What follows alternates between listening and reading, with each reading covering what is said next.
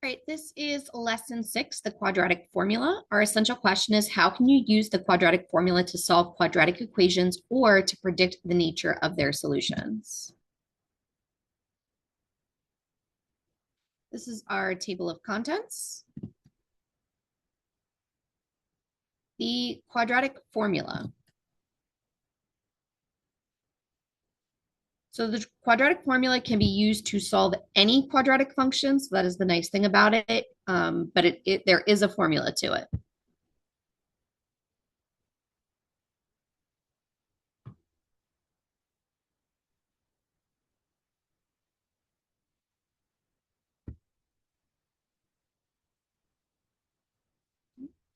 So the quadratic formula is negative b plus or minus the square root b squared minus 4ac divided by 2 times a.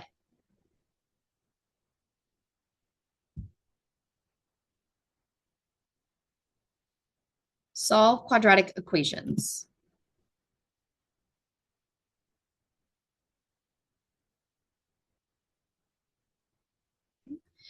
So when I'm solving quadratic equations, I want to know what the solutions are in this case to 2x squared plus 6x plus 3. So unlike things like completing the square or factoring, which you can still use, quadratic solving quadratic equations using the quadratic formula always works, and you don't have to have a 1 in front of the x squared to ensure that it works every single time. Okay. So the first thing that we want to do is we want to identify our values for A, B, and C. In this case, our values for A is 2, our value for B is 6, and our value for C is 3. We substitute them into the formula negative b, so negative 6 plus or minus the square root of b squared, again, 6 squared, minus 4 times my a, which is 2 times c, 3, divided by 2 times my a value, which again is 2. Okay, and then we just simplify. So we're going to simplify what's underneath the radical first. So 6 squared gives me 36. 4 times 2 times 3 gives me 4 times 6, because 2 times 3 is 6. Okay. And then 36 minus 24, because 4 times 6 is 24. And then 2 times 2, of course, is 4, which gives me negative 6 plus or minus the square root of 12 divided by 4. At this point, 12 is not a perfect square. What I want to do is I want to see if I can break 12 down into anything that would be a perfect square so I can simplify my radical even more. In this case, 12 does break down into 3 times 4, and 4 is a perfect square because 2 times 2 is 4. Okay. So knowing that, I can take that 4 out of my radical and it becomes 2. So I have negative 6 plus or minus 2 times the square root of 3 divided by 4. I can then simplify. So I can simplify what is outside my radical. This negative 6, the 2, and the 4 can all be simplified. You can only simplify if you can simplify both portions, like all the portions. Okay. So in this case, I can simplify by dividing 6, 2, and 4 by 2. So that gives me negative 3 plus or minus 2 divided by 2 is 1, and 4 divided by 2 is 2. So my final solution is going to be negative 3 plus or minus the square root of 3 divided by 2. You can also write this as negative 3 over 2 plus or minus the square root of 3 over 2. Either way works. Okay. If you end up with a radical in the denominator, you'll want to ensure that there is no radical in the denominator. That shouldn't happen because of the fact that you're multiplying, you should be multiplying by whole numbers. The discriminant. So the discriminant for any quadratic, you can utilize this, is b squared minus 4ac. So it's what is underneath that radical sign in the quadratic formula. The radicand in the quadratic formula is what determines the nature of the roots. Okay. The discriminant of a quadratic equation in the form ax squared plus bx plus c equals 0 is the value of the radicand b squared minus 4ac. So the radicand in this place is going to tell us if we have 2 real solutions, 1 real solution, or two non-real solutions. Those are the only three options that we can have, okay? So if b squared minus 4ac is greater than 0, I have two real solutions, which means my quadratic touches or crosses the x-axis twice, okay? If my radicand is equal to 0, I have one real solution, which means it only touches or crosses the x-axis at one point. And then if b squared minus 4ac is less than 0, I have two non-real solutions. That means that my quadratic equation will never cross the x-axis, okay?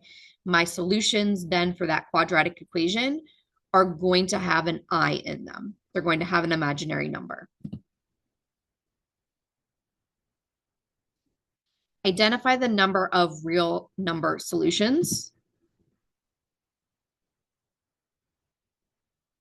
So if I had something like 4x squared minus 2x minus 3, I'm going to use my radicand. So I'm going to identify my A, my B, and my C.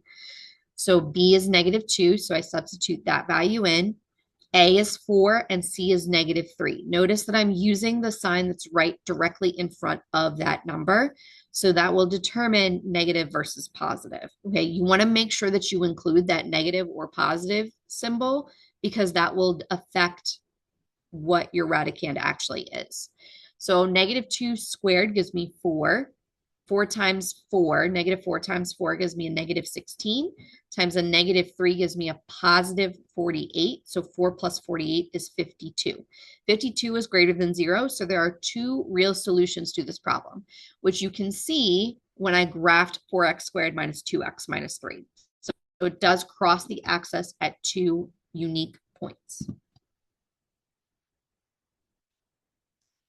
For 2x squared plus 4x plus 2, okay, so again, I identify my A, my B, and my C. My B is 4, my A is 2, and my C is 2. So I get 4 squared, which is 16, 4 times 2, which is 8, 8 times 2, which is 16. 16 minus 16 gives me 0. Since my radicand equals 0, that means this quadratic equation will only touch or cross the x-axis at one point. So there's only one real solution. So you can see from the graph of 2x squared plus 4x plus 2 that I only touch the x-axis at one point.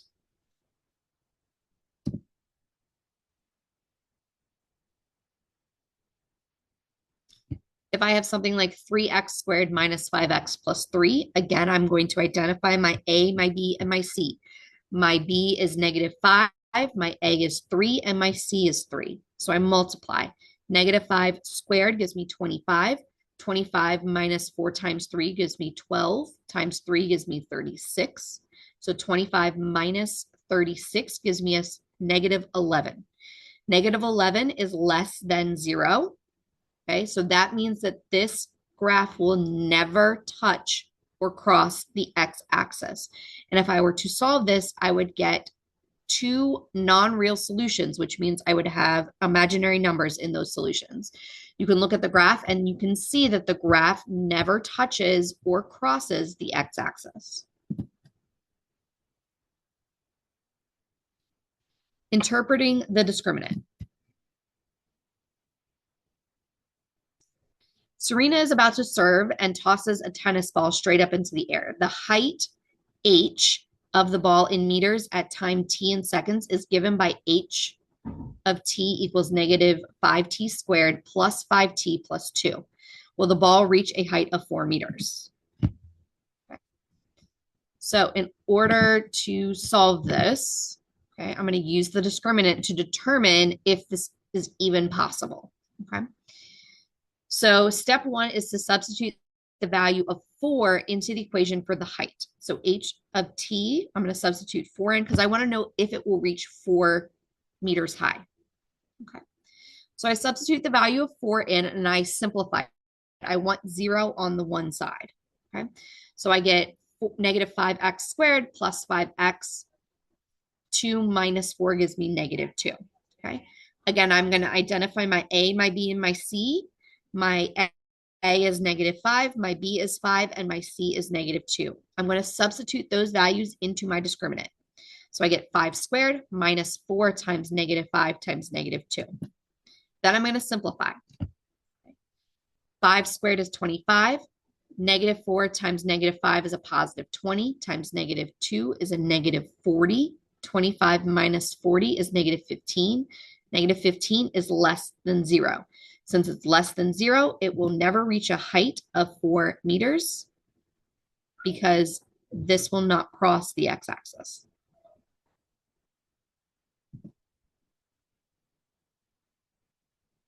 Use the discriminant to find a particular equation.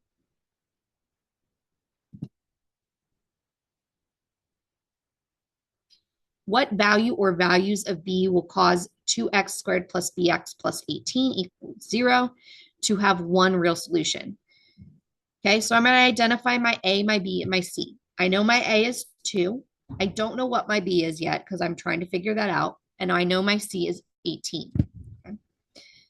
I'm going to substitute those values into the discriminant, and I'm going to set it equal to 0. Okay. I'm setting it equal to 0 because I want my solution to have one real solution. In order to do that, I would set it equal to 0. If I wanted to have two real solutions, I would make sure that it's greater than 0. If I wanted to have no real solutions or two non-real solutions, I would set it less than or equal to 0. Okay. So I substitute my values in for a, b, and c. Again, I don't know my b, so I'm leaving that blank. B squared minus 4 times 2 times 18. I simplify as much as possible. 4 times 2 is 8. 8 times 18 is 144. So b squared minus 144 equals 0. I move the 144 to the other side. So I have b squared equals 144. I take the square root of both sides. So b equals plus or minus 12. That plus or minus is very important anytime that you're using a square root, because negative 12 times negative 12 also equals 144. So in this case, I would have two solutions would work, either 12 or negative 12. Summary. So again, we've got the quadratic formula. Negative b plus or minus the square root b squared minus 4ac divided by 2a. And the discriminant b squared minus 4ac, where if it's greater than 0, there are two real solutions. Equal to 0 is one real solution, and less than 0 is two non-real solutions. And that is the end of lesson 6.